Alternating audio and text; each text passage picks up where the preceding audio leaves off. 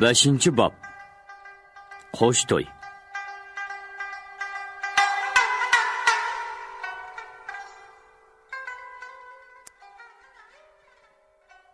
Qilish bilan Qunduzning to'yi bo'lg'ilib Yulduz uni do'stlari bilan uyda o'ltirg'izdi. Yulduzning ishkirki qo'ylisi. Udul tamg'i taqab silingan binoning 2-qavatidagi bir uyga to'lgan qizlar Qunduzni orig'i elib, sho'x chaqchaqlar qilishmoqda. Qizlarning cho'qon suralari uyga to'lgan. Qunduz to'yga bezalgandan keyin texmi o'z bo'lib ketdi. Uning olmada qizg'ush manzilarining ustida o'ynoq ko'zlari ko'limsirab turdi. Bu qizlarning chaqchaqlariga ko'lib qo'yatdi. Lekin uning qo'shma qoshlari yana turilatdi. Qizlar Qunduzning bu qiliqini to'y oldidagi qizlarning noz xulqi hisoblab, texmi chaqchaq yog'dirishadi. To'y oldida har bir qizning agar u o'zi xohlagan to'y bo'lsa, shirin to'yg'ilari va o'zi so'zlab berilmaydigan yaxshi hissiyotlar bo'lishi tabiiy. Mundaq hissiyotlar qizlarda har xil ifodalanadi. Go'yilari xushliqidan ko'zlariga yosh olsa, go'yilari lavlarini tishlab xushliqini bildirmaslikka tirishadi. Qunduzdimi bu xil shirin to'yg'u hissiyotlarni yo'q deb kim aytadi? Umu to'yi bo'layotgan bir qizda. Lekin uning ko'ngil yerimligi yo'q emas. U onasini o'ylaydi. U onasini bilmaydi. Lekin uning bo'ynidagi onasi qoldirib ketgan tumori onasini asqi soladi. Bu xushalliq kunlarda onasi yenida bo'lsa, nima degan yaxshi ish bo'lgan bo'ladi, ha? Afsuski, onasi yo'q. Onasi zodi hayotmidi? O'lib ketibdi degan so'zga uning ishongisi kelmaydi. Lekin u bor bo'lsa, nimishqa orzuli qizini izlab topmaydi? Rasli o'lib ketganmidi ya? Mushularni o'ylaganda Qunduzning ko'ngli yerim bo'lmay iloji yo'q edi. Lekin uning ko'ngli yerimligi yolg'iz bo'li emas. Qilish bilan to'yi bo'lg'ilib. U qilishni yaxshi ko'rmamdi-ya. Yo'q. Mundaq deyish Qunduzga eng cho'ng haqorat bo'lgan bo'ladi. Uning dunyoda hozirgacha birdan bir yaxshi ko'radigan jondan aziz kishisi Qilich. Qilichmi Qunduzni chin yuragidan yaxshi ko'rdi. Lekin Qunduz Qilichni o'z okisidek so'yatdi. Ikkalisi yetim qolgandan keyin Quldorning uyida tortmag'ini qolmadi. Oxiri uni Qilich o'limdan qutqizdi. Ular yiroq yurtlarga berib, jafoliq kun o'tkazdi. Qilich rostla okisida kuyimchanlik bilan Qunduzning beshini silaydi. Shunga Qunduz Qilichni Qilich aka deb atadi. Keyinroq Qilich degan nomni demay, aka deb ataydigan bo'ldi. Qunduz akisini o'ylab qo'yib, uningga nisbatan singillik vazifasini o'tashni bakmi xohlaydi. Bu tilakni u Qilichqimi bir necha qaytim aytgan. Mening bir optan yengam bo'lsa, uchimiz billa umr bo'yi inoq yashasak aka, degan edi u bir kuni Qilichqa. Qilich Qunduzga javob bermay, kulib qo'ygan edi. Sutuq Bug'raxon bu ikkisini qul bozordan ozod qilganda, "Sizlar oksingmi yoki adashmi?" deganda, ikkilisi javob bermay, yerga qarab olgan edi. Shundan keyin o'qildi. O'rdi ichida do'stlarining orasida bularni cho'qim to'y qiladigan juplar degan qarash allaqachon muqimlashib bo'lgan edi. Do'st og'illarining chaqchaqlarimi mushningdan yiroq ketmaydi. Hatto Sutuq Bug'raxon, Oydin, Arslan yulduzlarmi to'yni qachon qilamiz deb bularni jiq uyaldiratdi. Bundaq sharoit ostida to'y qilsak bo'larmi yo degan o'ylar mengisidan o'tadigan bo'lib qoldi. Aksingildek tang o'sdiq. Lekin hammasini to'y qilinglar deversa, iloji yo'q ish o'xshaydi-da. deb tangli o'ylaydigan bo'lib qoldi ular. Yaqinda Bug'raxon Oydinga Qilish bilan Qunduzning to'yini qiladigan vaqt allaqachon keldi. Endi kechiktirmas kerak degan edi. Shuningdan keyin ular chim tutib to'y tayyorligini qildi. Mana bugun to'y bo'layotdi. Kashqurun ko'z qorong'ulashganda Qilich do'stlari bilan qizni ko'chirgili keldi. Qiz yigitlar doqidimboq naqsh qo'shoqlar bilan yo'sin odat bo'yicha Qunduzni Qilichning uyiga ko'chirib ilib bordi. Qapqida to'siq, o'ylida chashqu, uyda nag'ma usul. Hammasi qaynab ketdi. Mushu vaqtda Qunduzning do'sti Sandulach barbit tutgan beshig'i oq kirgan 30 yoshlik bir ayolni boshlab Qilichning darvozasidan kirib keldi. Bu ayolni bir necha kun ilgari Sandulach o'qildan qaytishda barbit chilib tilamchilik qilayotganini ko'rgan edi. Umu kishilar qatorida turib anglab, bu ayolning barbit chilib qo'shiq aytishini yoqtirib qolgan edi. U buni Qunduzga aytganda, Qunduz bir chaldirib anglasak bo'ladi ekan degan edi. Sandulach to'y ustida anglatish uchun barbitchi ayolni boshlab kelgan edi. Barbitchi ayol O'rdikentga kelgili bir necha oy bo'lgan. Kambag'alga shafqat bor degan bu shahardan hech qanday biror madad topolmagan edi. U bu shahardan o'g'li bilan qizining deriga chiqib qolar deb umid qilgan edi. Uningda derak yo'q.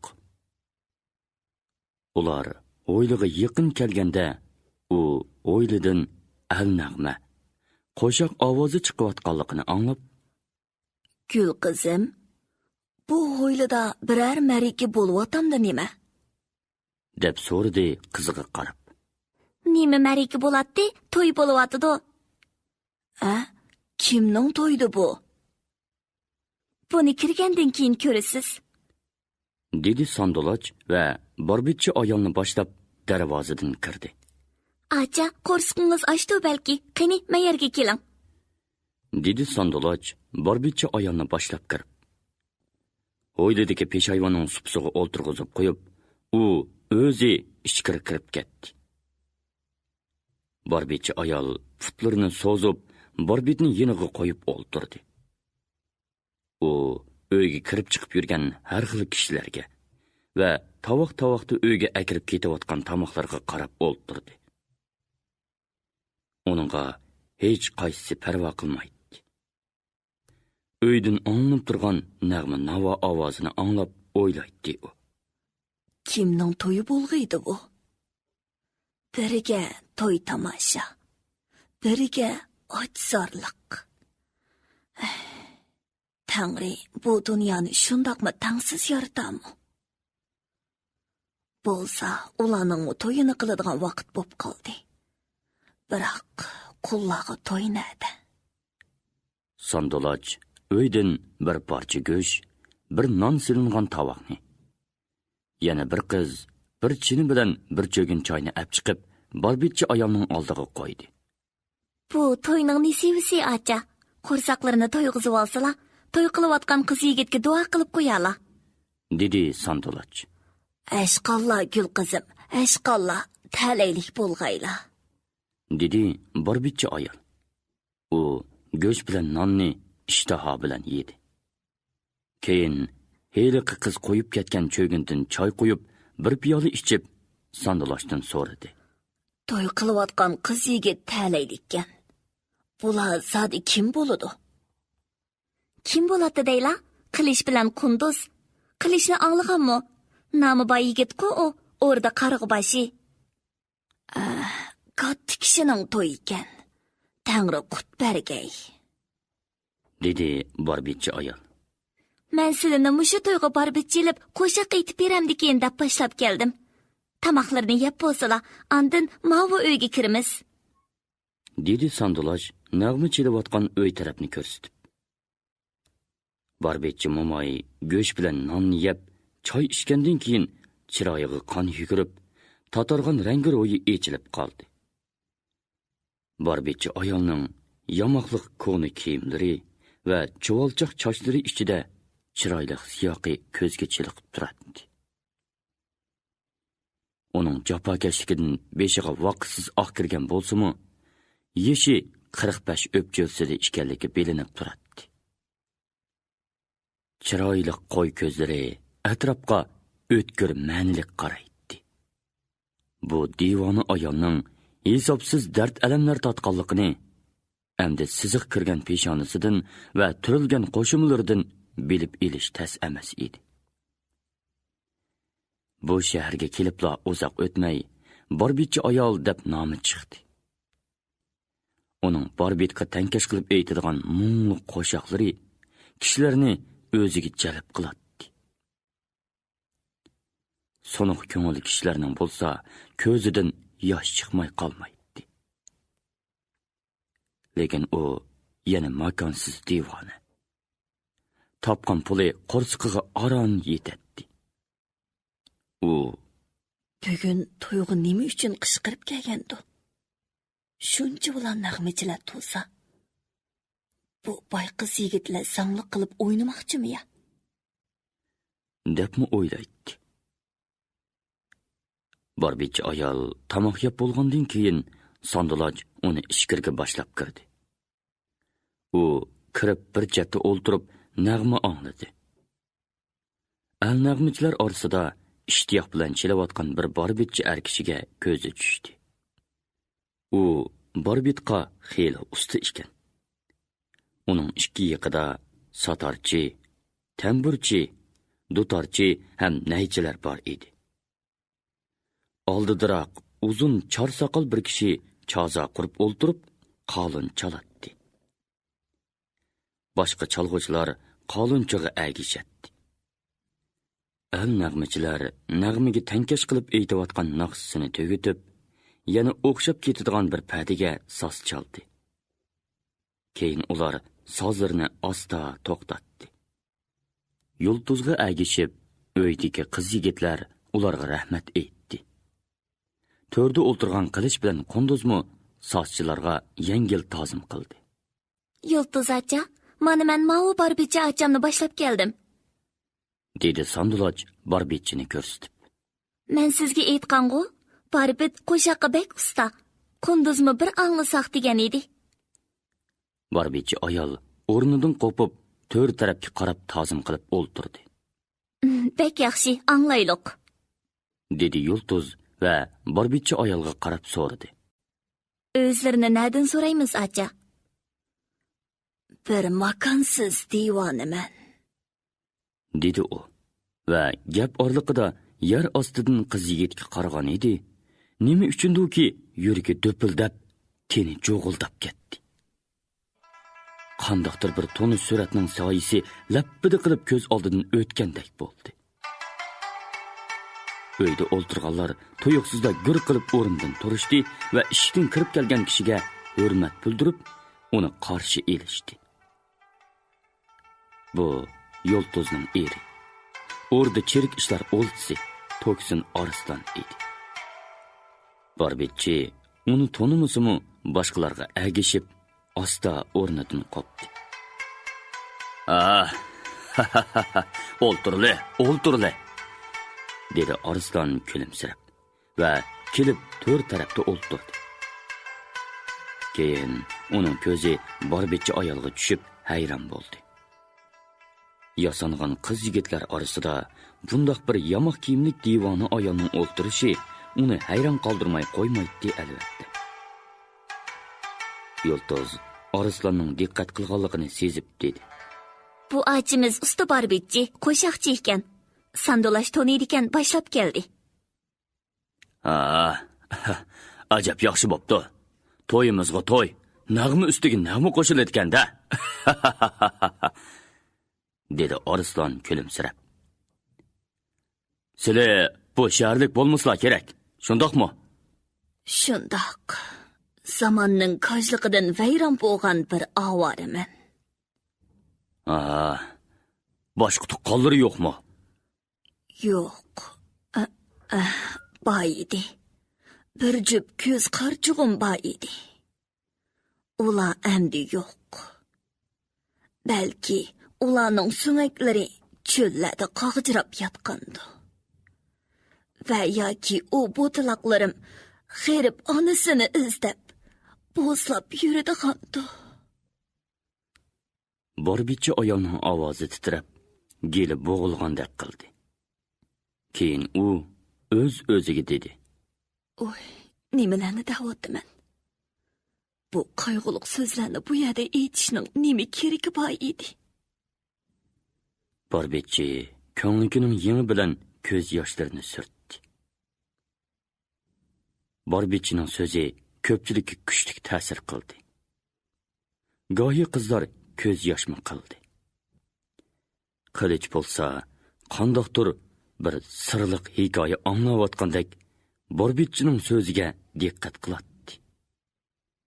Bo'libmi, Borbitchi bir jup ko'z qarchiqim, bo'taloqlarim degan so'zlarni aytganda, uning beshiga so'g'uq suv qo'yilgandek a'zoyi badani jo'g'ildab ketdi-da, ixtiyorsiz o'rnidan qo'zg'alib qo'ydi.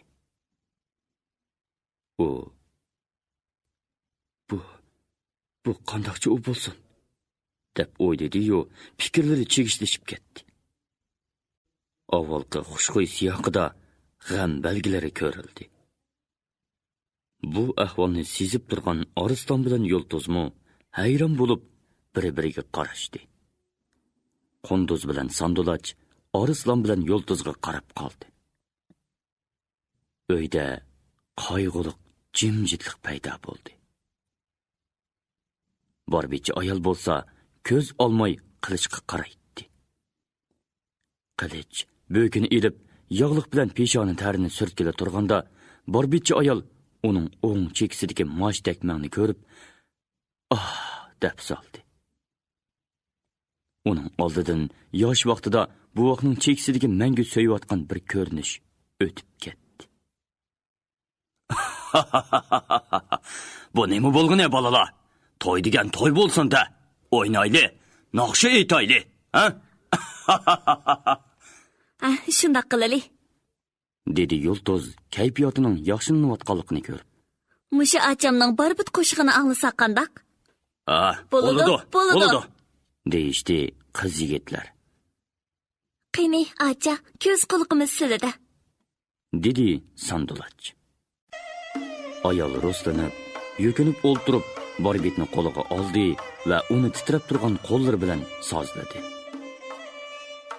Borbit ko'na, ko'rimsiz bo'lgani bilan uning torilari ayolning chekkan barmoqlari ostida nihoyat soz jaranglaydi ham qadinos egisining mung'iga mung qo'shatdi. Ayol Borbitni sozlab bo'lgandan keyin ham yiqimliq, ham mungluq ohangni boshlab chaldi. Ko'zlarini yumib, Borbitiga tankash qilib, qo'shig'ini boshlaydi. Bir qo'shiq aytayin ishtkil ya do'st. Men yetim Borbitchi, g'arib divona. Bu ajun cho'lida sargardon bo'lgan. Yurtim yo'q, makonsiz, gadoy vayrona.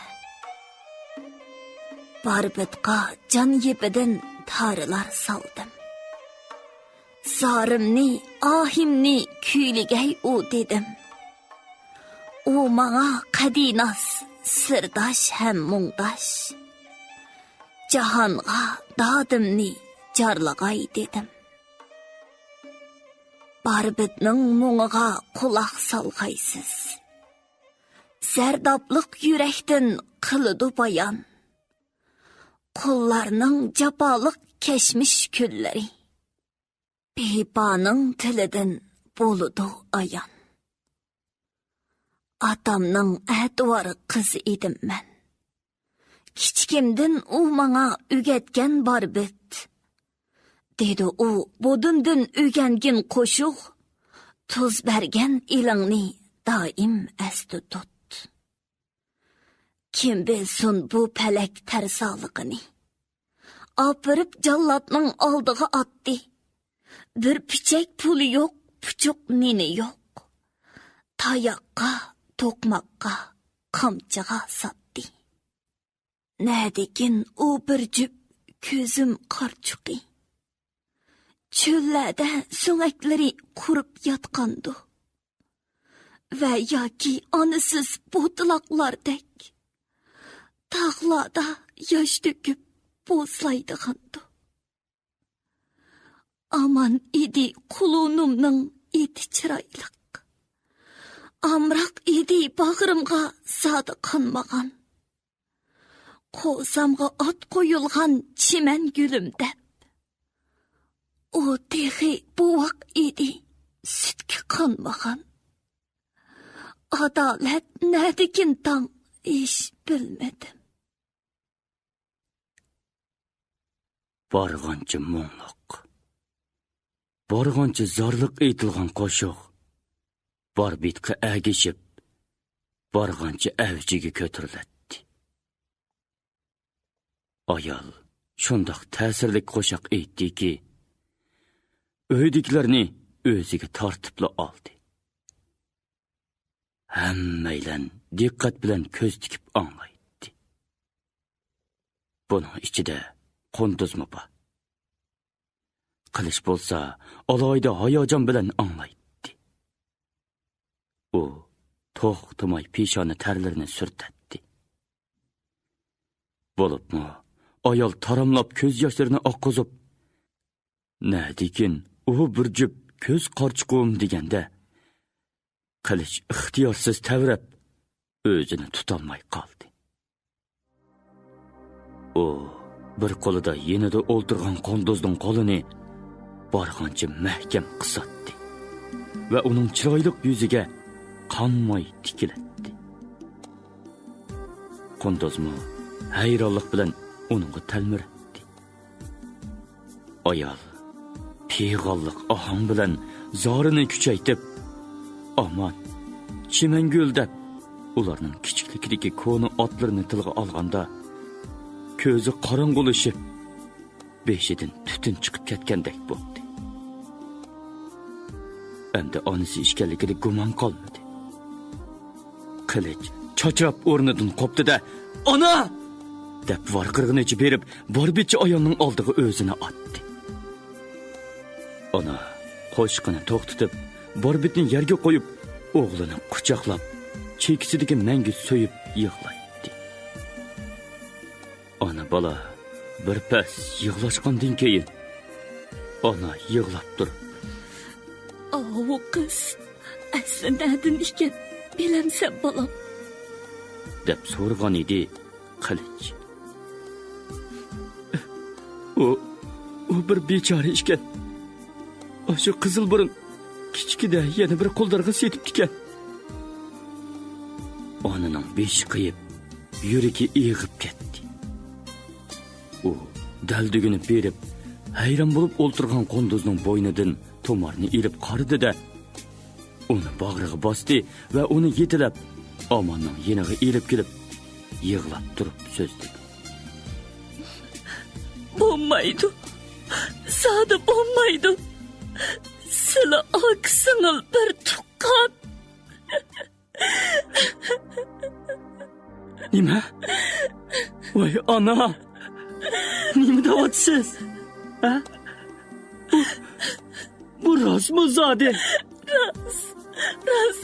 Bunga ishon o'g'lim. dedi ona va yoshlarini surtib ko'pchilikka qaradi. Voy o'g'illarim, qizlarim, bular oqsingil. Bu mening o'g'lim Aman. Mauzi qizim Chiman. Ular oqsingil ekanligini bilmaydi. dedi u, Omon bilan Chimanni quchoqlab yig'lab. Әмді түшенген чемен, onasını kucaklap, varqırap yığladı. Ana ve oğul kız kucaklaşıp, hörkürep, uzak yığlaştı. Öydekilerge iş aydınlaştı. Ular intayın təsirləndi. Gözlərdən yaşlar töküldü. Lekin bu iş zadi qandaq bolğan deb əhliga sığdıramaydı ular. Arslan bilan yulduz berib, ona balalarını jovutib, akilib o'ltirg'izdi. İşning takti bizga tushunishlik bo'ldi, dedi Arslan onani jovutib. To'y albatta bo'lmaydi. Bu cho'ng uqishmaslik. Balalarda ayıp yok. Bu to'yni qilishga qo'shilganlardimi ayıp yok. Ayıp zamanda. Sizning bu yerga kelib qilishingiz bak yaxshi bo'ldi. Ona bala, akisinglar tepishdi. Bu teximi cho'ng to'y bo'ldi. Buning uchun sandulashqa hammamiz hashqali deyishimiz kerak.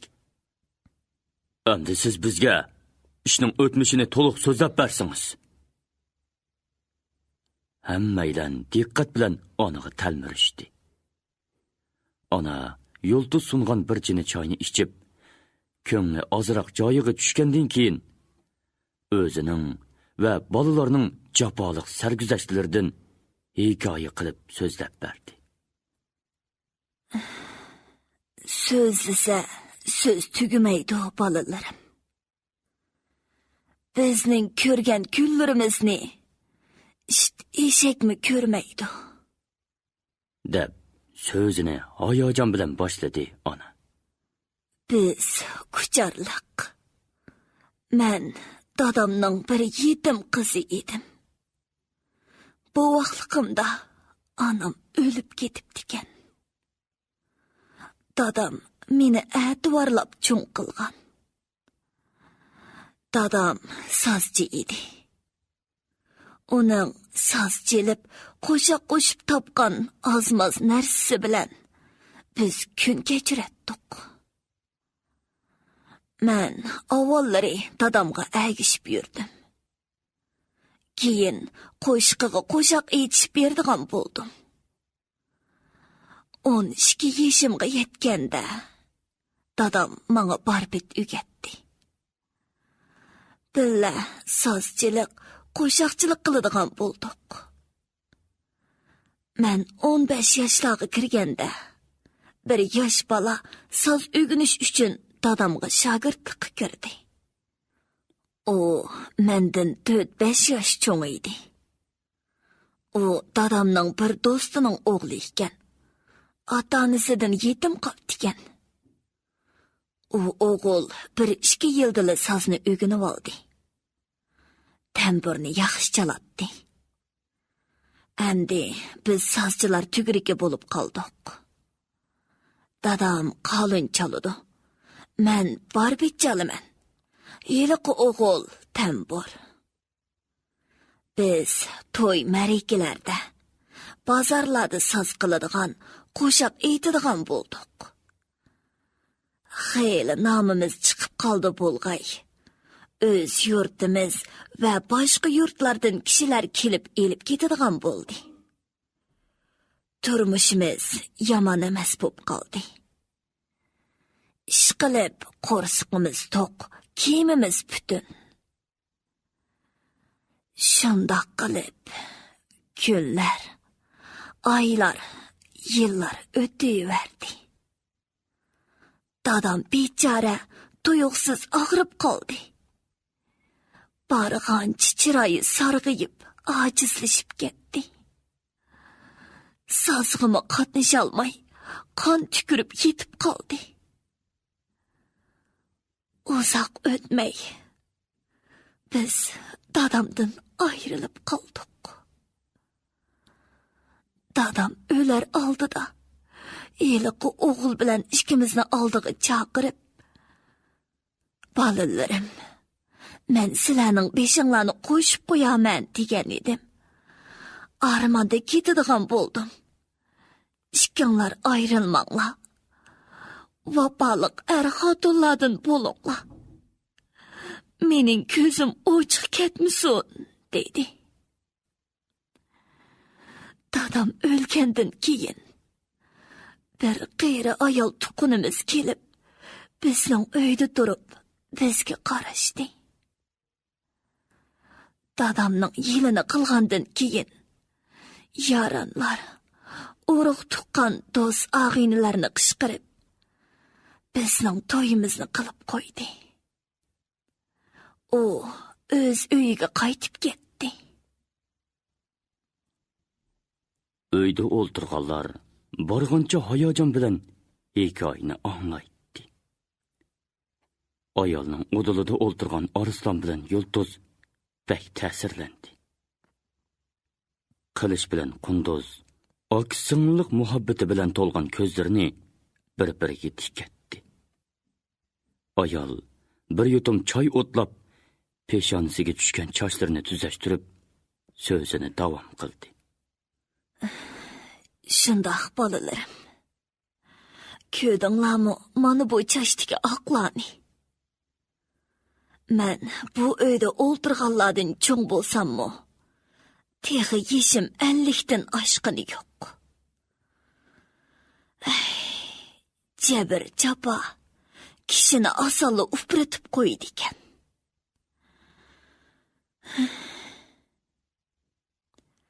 Shundoq qilib, xotin ikkaylan dadamning izini besib sazchilik qildik. Xalqdan qo'shoq o'rgandik. O'zimizmi yangi qo'shoqlarni kurashtirdigan bo'ldik. O'z ishimizni yoqtiratdik. Peshqadam sazchilarni ustoz tutib, ulardan o'rganatdik. Bir balami bo'lib, u 2 yoshga kirib qoldi. Kunlar mushundoq tinch o'tavergandi damsizlar. Yo'q. Falokat endi boshlandi. Texi tatquliqlarimiz chiqqan. Bir kuni endi uyga qaytib tursak, bir odam ishkimizning oldiga kelib otdan tushdi. Uning gap so'z qilmay eshikni taraqshitib ichib kirishi bizni cho'chitdi. Uzun soqolliq, qizil ko'z, kelangsiz kelgan bu odamning ko'rinishi kishini qo'rqitdi. Xo'sh kaplar, o'ltirsizlar dedik. Men mehmon bo'g'ili kelganim yo'q, sizlarni olg'ili keldim, deb qo'pol ovoz bilan qo'ding'ishib ketdi. Beg xo'jam sizlarni yutkab kel dedi. Sizlarning soz, qo'shoqlaringlar u kishiga yiqib qopdi, bildinglarmi? Deb qo'lidagi qatloqli qamchi bilan etikining to'pisini qiqib ketdi. Biz u bagning uyda biror marika bo'lg'udak, bizni soz qilib bersin degan o'xshaydi deb o'ylabdimiz. Ish bizning o'ylig'inimizning ta'tiri bo'lib chiqdi. Bizni o'z ho'ylisiga ko'chirib olib ekan. Biz uning qo'llarining qatoriga o'tib, ko'ngil ichish vaqtlarda soz qilib berdikanmiz. Buni rost deb o'ylamsizlar? Yo'q, aldamchilik. Sen uning qo'llarining qatoriga o'tgandan keyin ish tugadi-da. Bu bey Kuchar diyorida hammaga xo'jayin bo'lgan. Qamchisidan qon tomadigan mushtum zo'r cho'ng qullar edi. Uning do'st tuqqanlari, yaloqchilari begim deb atsa, ko'pchilik qul namratlar qizil burun deb atishadi. U qo'rsiqi yo'g'an, eshak bosh, dopquloq va cho'ng qizil burunliq pek sat odam bo'g'ini uchun kishilar uningga shundoq laqab qo'ygan. Qizil burun desa, uni bilmaydigan odam yo'q. U yurtlardagi yer, suv hammasi shuning. Qo'llarining soni yo'q. neyzilik çeriklerimi bir neçe yüzge yetidi. Bu yurtlarda onun kamçısı tegmegen, kaltıkini yemegen adamlar az. Onun sözüge söz yandırışkı bolmaydı. Söz yandırsan, әтісі özağını kul basırdı görürsen. Bu kichik gep deği. Ya kaltıkinin astıda, ya karangı tünkede ölüsen. Onun əvətken adimiga nima deyiş gerek? Begim saz anılığız kelgende, biz berip çelip bereyli. Öyümüzden ayrılmasak desek, o, begimge söz qaytırgılıp atam sen. Bu öytük senin mu? Aslı begimden. Öyni selişta dadan hocamdan qarız algan. Çapsan narsalarını yığıştır dedi o, közlerini alaytıp, kamçılarını oynatıp. Mening erimning achchig'i kelib, öy o'zimizning biz zodi bormaydig'ini degan edi. O qamchilashga boshladi. Erim qamchini tortib olib, uningga bir mush urgan edi. O yiqilgan o'rnidan mudirib cho'qirib qopib, tushib qolgan bo'kigima qaramay taloga qochdi. Endi nima bo'ladi deb qo'rqib tursam. O ikki nayzilik sherik boshlab kelib, erimni bog'latdi. Keyin qamchisi bilan yuz ko'zlarga urib qon chiqardi. Men uninga yelindim. Nihoyatda olsang jonni olarsan. Qilg'iningni qil deb erimni yo'lab turaverdim. 2 yoshlik o'g'lim Aman peshimni chang tutib orqamga mukib yig'laydi. U uydagi narsa keraklarimizni ilishqimi qo'ymay bizni haydab mangdi. Mangmay ilojim qancha. Erimning qo'llari bog'landi. Ularning qo'llarida neyzi qamcha. Ko'rguligimiz shuningdan tartib boshlandi. Cheriklar bizni Qizilburunning hovlisiga akilib, otxonaning yinidagi bir ko'ni uyga tashladi. Keyin birisi kelib, erimning qo'lini bo'shtivatdi va bir yog'och tovoqda yog'och qo'shiq silingan o'mash ekilib berdi. Bu Qizilburunning bizga ko'ngil bo'lgani bo'lsa kerak dedik. Kelimizdan hech nima o'tmadi. Amanga zo'rlab bir necha qo'shiq ichkizdik. Әтісі чашқы вақтыда еліқі келаңсыз адам бізні башлап, кішкіргі hovladagi bir көтірімі өйге әкірді. Өй бәк сөйләтлік. Біз көрмеген нәрселер чықкен. Удылдегі тамның алдыда қайлен көрпі үстіде тәкиеге ян башлап Qizilburun yetipті. Vay can, оның сәтлікіні демемдіған. Qarısı adamның qo'rqisi keladi. Devi degan mushunda qo'rqinishliq bo'lsa kerak deb o'yladim. Erim bilan bir-birimizga qarishib qo'ydik. Amanim titrab orqamga o'tib oldi. O'ltiringlar dedi Qizilburun. Biz cho'chib ketdik. Uning ovozi kishi qo'rqqudek yo'g'on va set chiqdi. Tizlanib o'dilida o'ltirdik. Balalar sizlarni ozroq xafa qilgan o'xshaydi. Kerak yo'q, uyinglarga boshqa birisi berib o'ltirdi deb, yana yiliqidek sat ovoz bilan so'zlaydi u. Endi sizlarning uyinglar mushiga. Anglasam, usta sozanda ishkansizlar. Bizning hovlimizga sizlardek odam kerak. Qoyida sozchilab qo'shiq aytib bersizlar.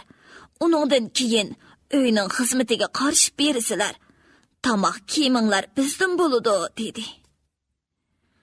Shuning bilan bizning Qizilburun hovlisidagi sozchilik turmushimiz boshlandi. Nadiki sozanda deysiz. Holimiz qo'ldan battar bo'ldi. Go'yi kunlari Qizilburunning ko'ngil ochqisi kelgan vaqtlarda, mehmoni kelganda yoki to'y-to'kin bo'lganda soz chaldirdi. Odatdagi vaqtlarda bo'lsa, erim otxonadagi otlarga qaraydi. Men bo'lsam, boshqa dedeklar bilan birga uy xizmati qilaman.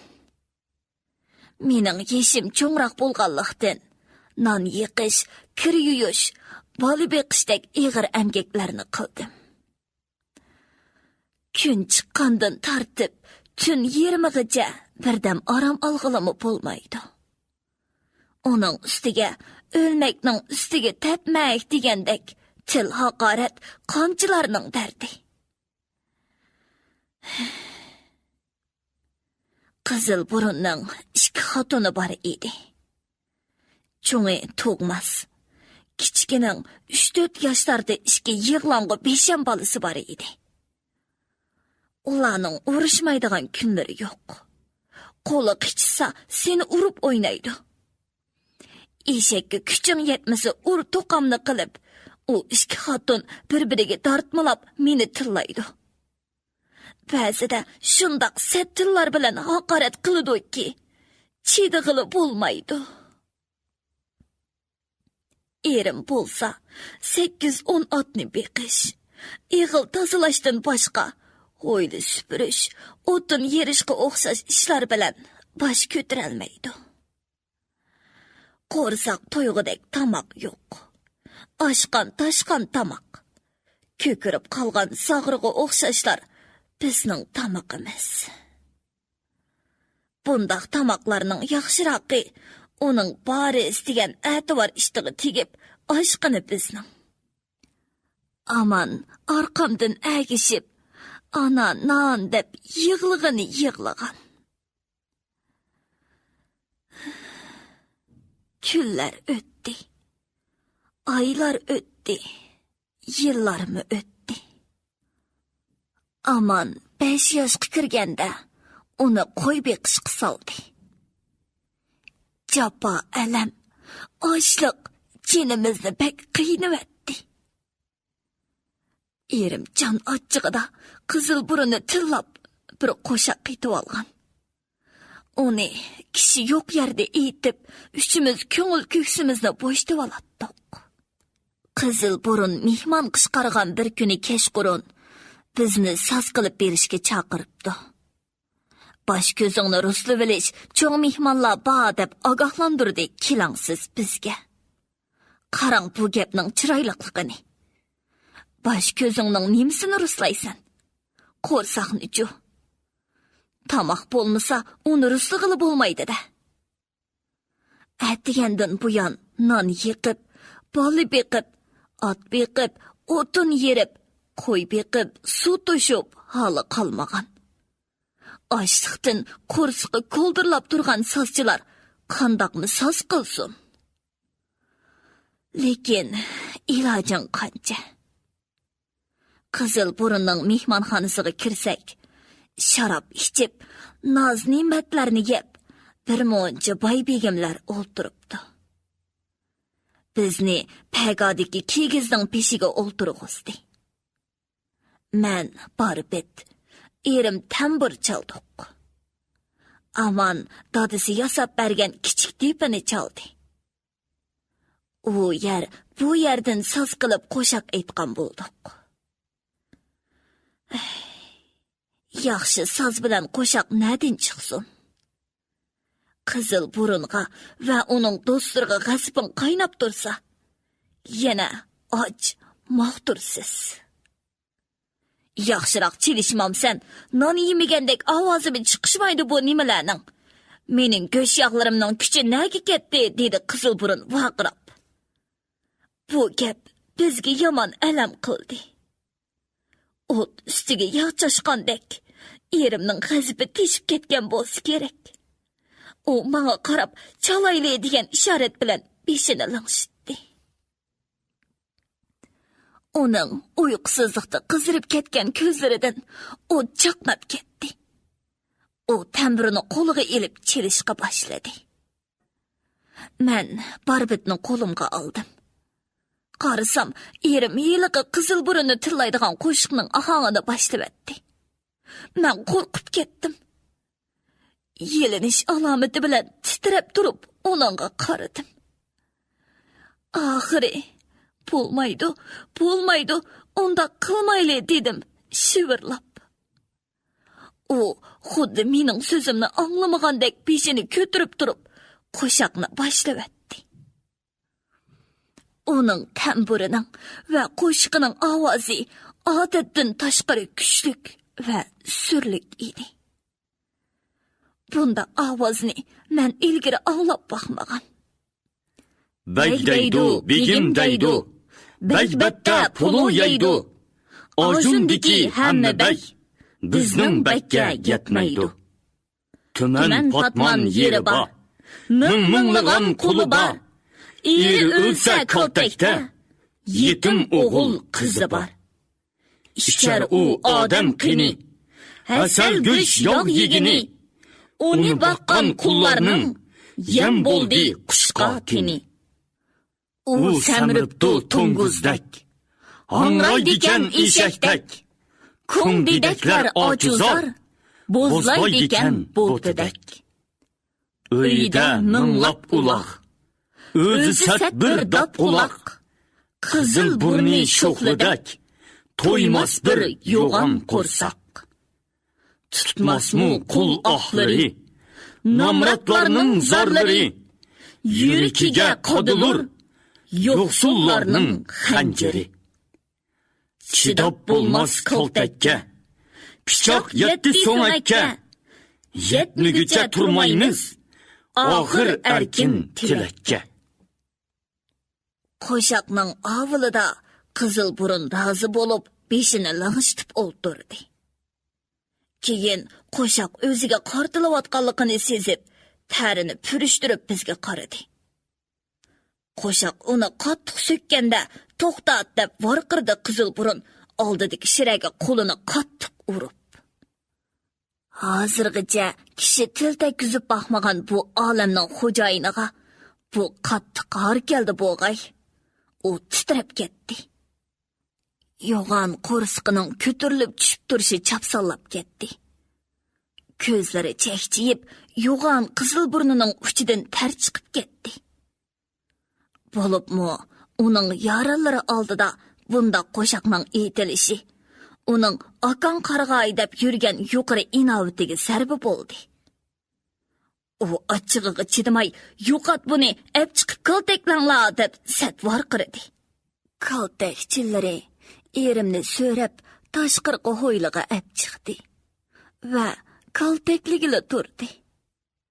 Voy bolalarim, shu vaqtda Amanim bilan ikkimizning kaltak ostida ingrab ig'inayotgan jon chigirimizga qarab, qandoq azoblarni tortganligimizni men sizlarga tushuntirib berolmayman. Aman bolamning dadisidan ko'zini olmay, mening bo'ynimdan quchoqlab, taramlab yosh oqqizib, dada, voy jinim dada deb farqirg'ini hozirmi quluqimdan ketmaydi. Barbitchi ayol hikoyasini davomlashtirolmay to'xtab qoldi. U bo'qildab yig'ladi. Qilich onasini quchoqlab, "Ona! Jinim ona!" deganicha hurkirab yig'lab ketdi. O'ltirganlar orasidami ko'z yoshlarini ertmagan odam qolmadi. Ba'zi qizlar mishildab yig'laydi. Arslan bilan Yulduzmi ko'z yoshlarini surtib, boshlarini egib o'ltiradi. Ayol yig'isini besib, so'zini davom qildi. Bolam bilan ikkimiz kaltaklab yerimjon qilib tashlangan dadasini aran uyimizga elib kirdik. Qo'llarini surtib, suv o'tlatib, tong otguncha beshida yig'lab o'ltirdik. Tong yo'rg'anda uning ko'zi uyquga ketdi. Men endi mugdigan Amanni qo'limga elib tomga yo'langandim. Yiliqi kaltakchilar ishni tepib kirib, erimni qo'llarini bog'lab so'rab mangdi. Bolam bilan ikkimiz o'zimizni uning ustiga tashlab, yelinib baqsaqmi, ilojimiz bo'lmadi. Uni so'riginicha ap chiqib ketdi. Orqasidan yugurgan to'q ishikni etib olib bizni chiqarmadi. Balam bilan ikkimiz quchoqlashib faryod qilatdik.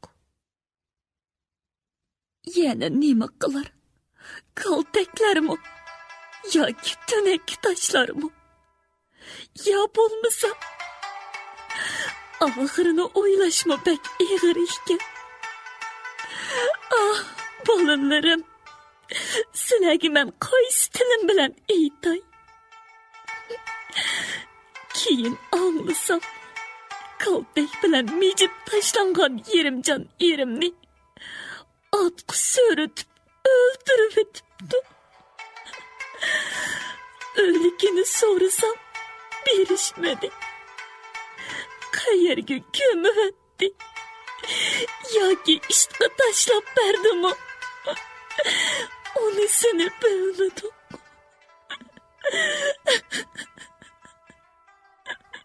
Ona bolalar yana quchoqlashib yig'lashdi. Uyda o'ltirganlarning ko'pimi uning silib yig'lashdi. Arslanma yig'ladi. Yulduz bilan Sandulaj yig'lagancha kelib, ona bolalarning ko'z yoshini ertdi. Qunduz Yulduzni quchoqlab yig'ladi.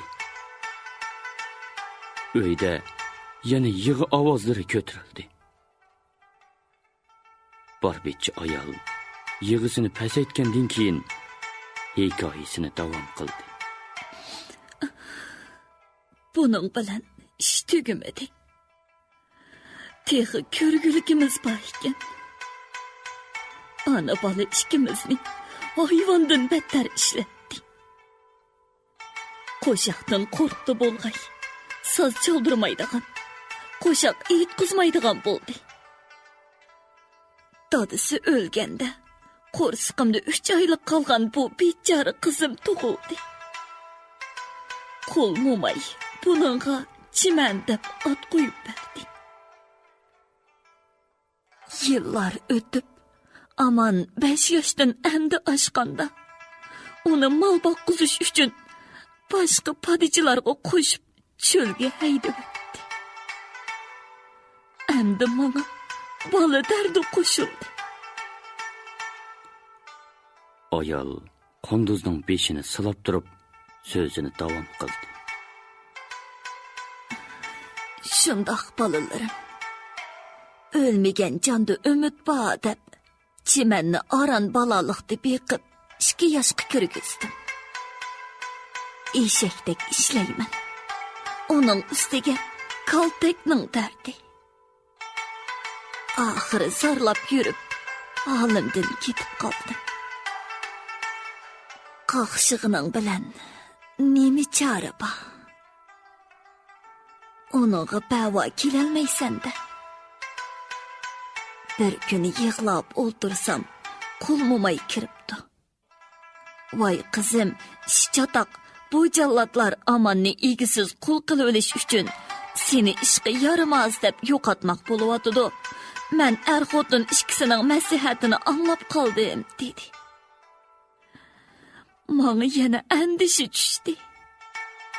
Maslahatlashib chimanni mo'mayga topshirdim.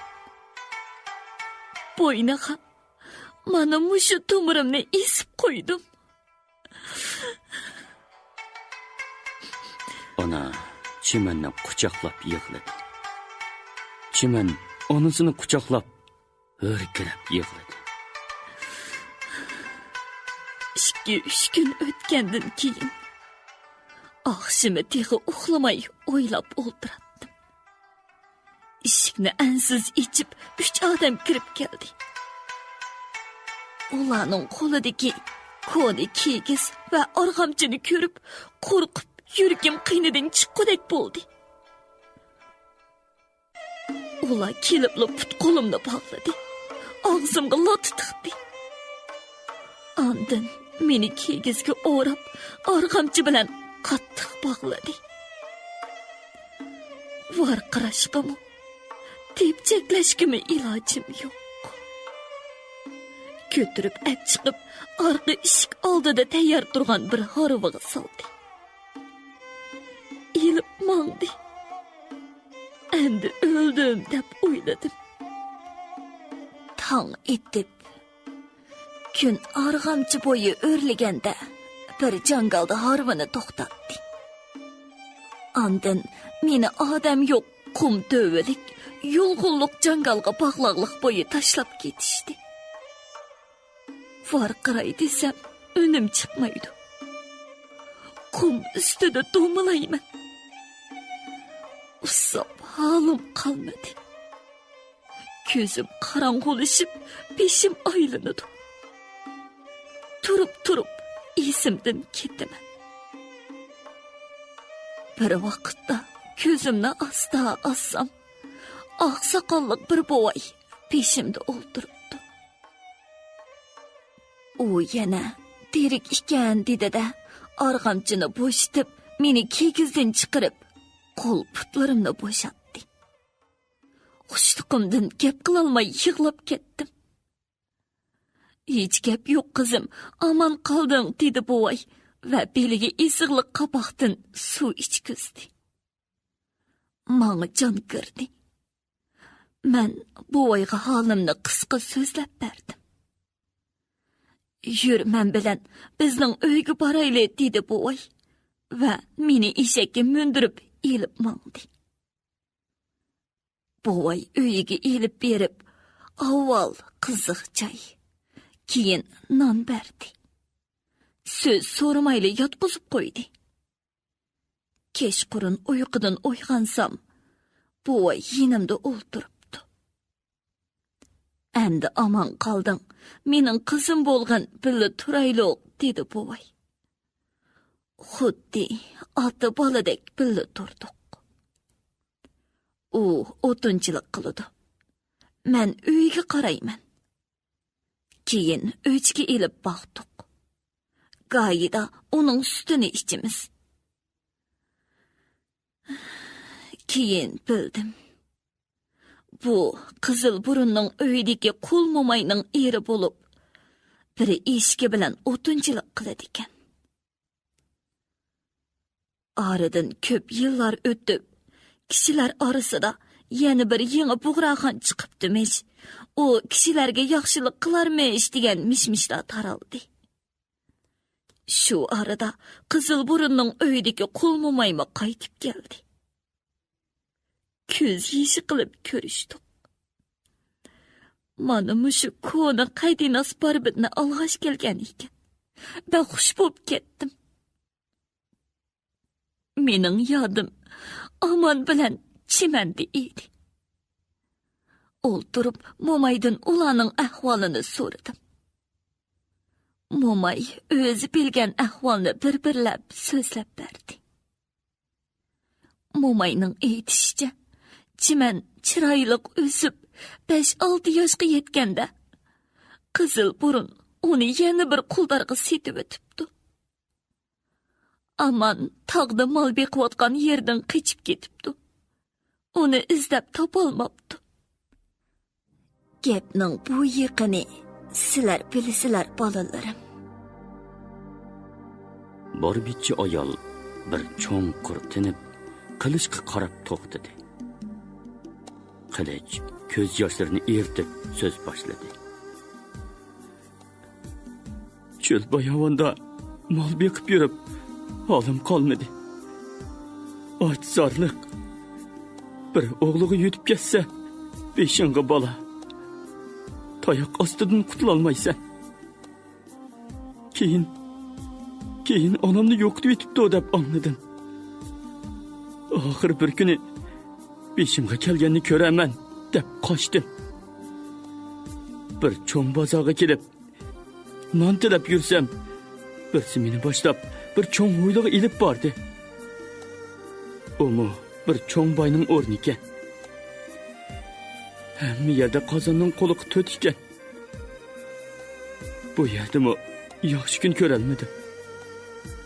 Qarasam u boyning uyida mavi ukam yiqilib qopib ishlab yuribdi. Tanishdik. Bir-birimizga yor yulak bo'lishdik. qiyin qistoqda oy yillarni o'tkazdik.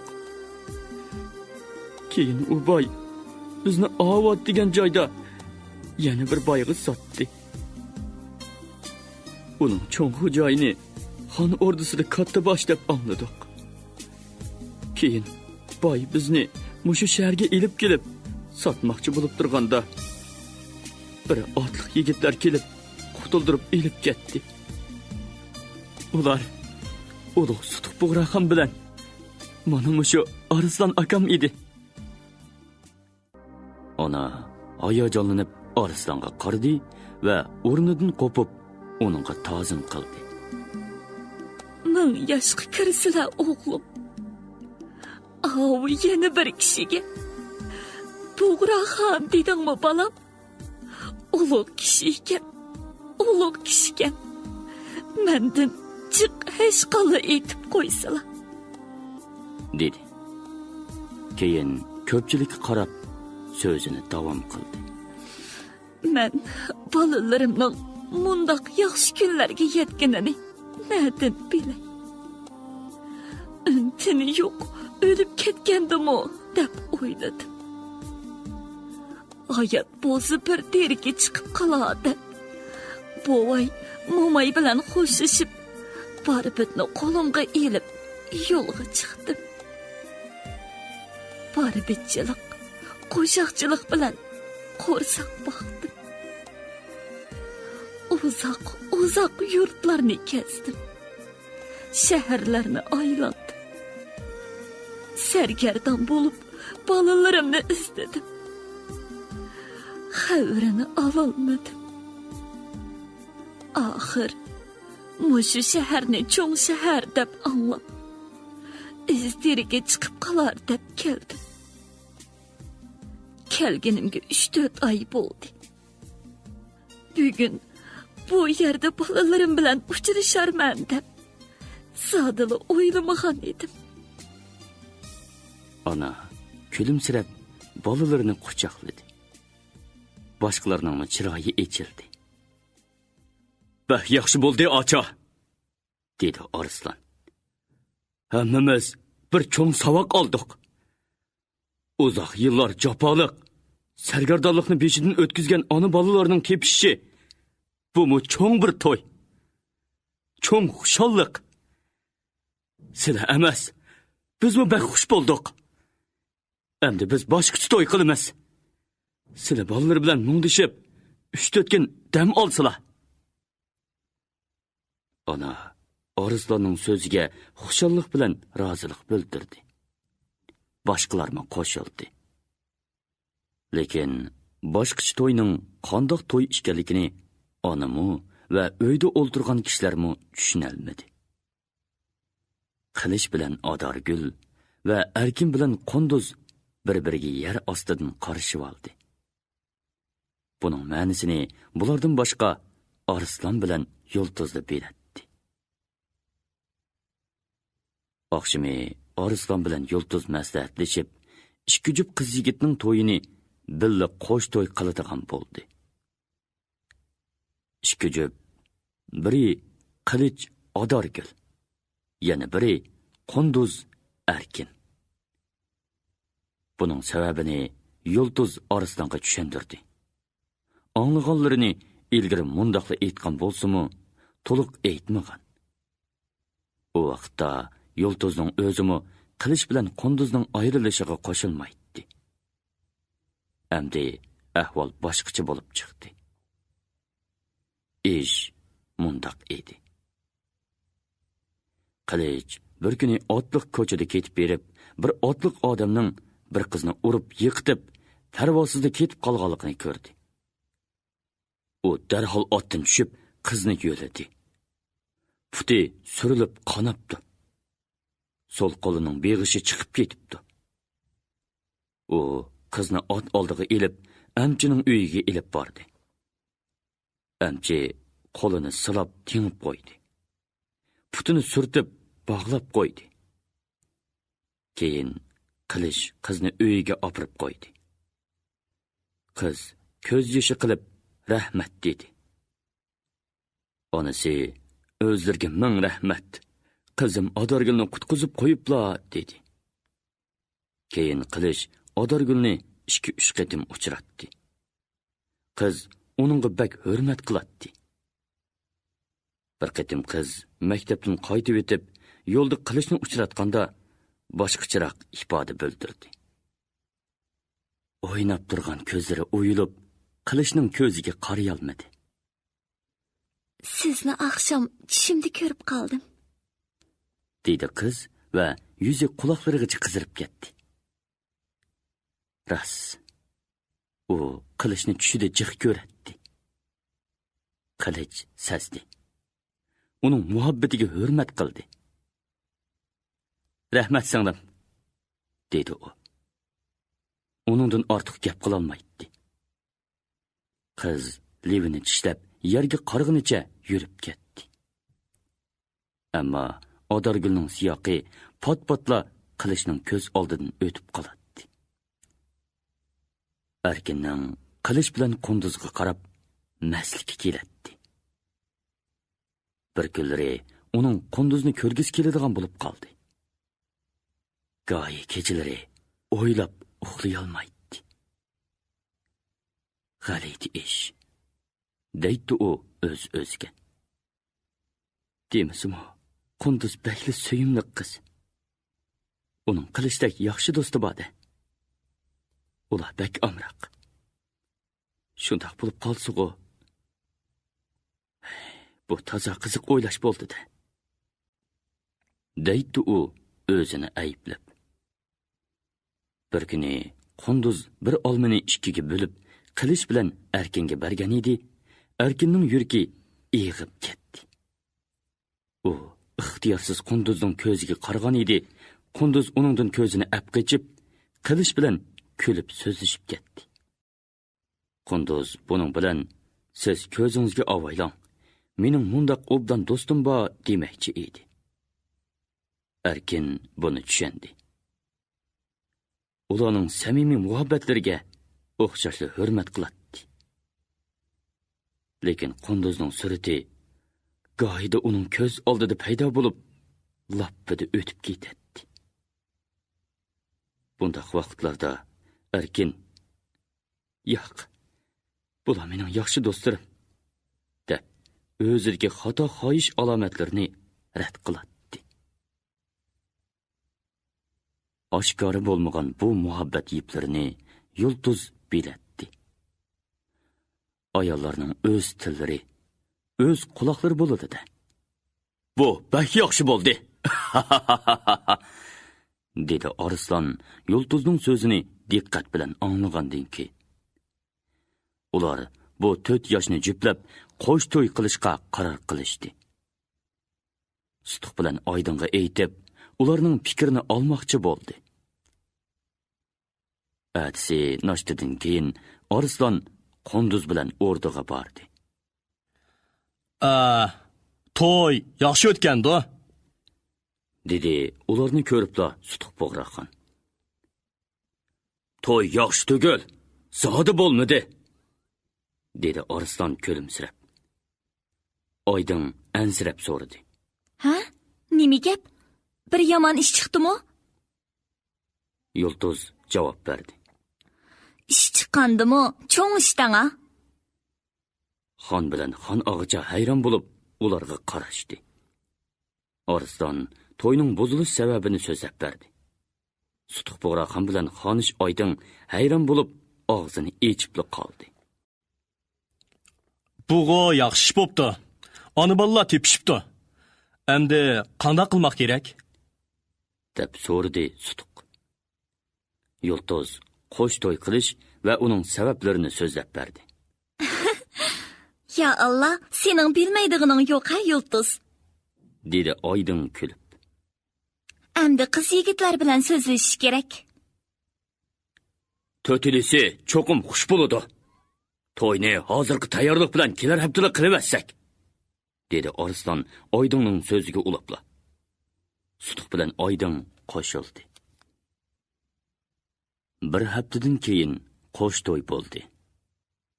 Qilishning o'ylisi to'y tantanasi bilan yana jonlanib ketdi. Heliqi cho'ng uyda qiz yigitlar to'lib o'ltiribdi. To'rda amdi to'y kiyimlari bilan bezangan ikki jup qiz yigit. Qilich, Odorgul, Erkin Qunduz tizilishib, xushal-xo'ram o'ltirishgan. Erkin bilan Odorgul qo'rinibroq o'ltirishdi. Arslan moba. Uning yanida bor betchi ayol. Yultuz yana to'yning boshqaruvchisi. Sandulach mehmonlarni kutib pirqirab yuriydi. Uyda soz, naqsh qo'shiq qaynab ketdi. Nag'ma navo ovozlari o'ylidan halqib, ko'chalarda yangramoqda. Qiz yigitlarni bir qism do'stlar bilan boshqa bir uyga boshlab chiqishdi. U yerda 2 qitim nikoh o'qildi. Oxunumga to'n kiygizildi. Keyin ko'pchilik yigit kelinlarni muboraklashdi. Nikohdan keyin Qilich bilan Odorgulni tantani bilan ichkirki o'ylidagi bezalgan bir uyga yo'tkab kirishdi. Soz qo'shiq, o'yin chaqchaqlar qaynab ketdi. Erkin bilan Qunduzni qiz yigitlar, al nag'machilar dopudumboq, naqsh qo'shiqlar va to'saq chapqular bilan Erkinning o'ylisiga yo'tkadi. Qo'sh to'y xushluq ustiga xushluq qo'shivetdi. Hamma xush. Yigitmi xush. Kelinmi xush. Yoralarmi xush. Sutuq Bug'roxon bilan Oydin xonishning to'yga avatgan sovg'atlari to'yning qizg'inligini oshirib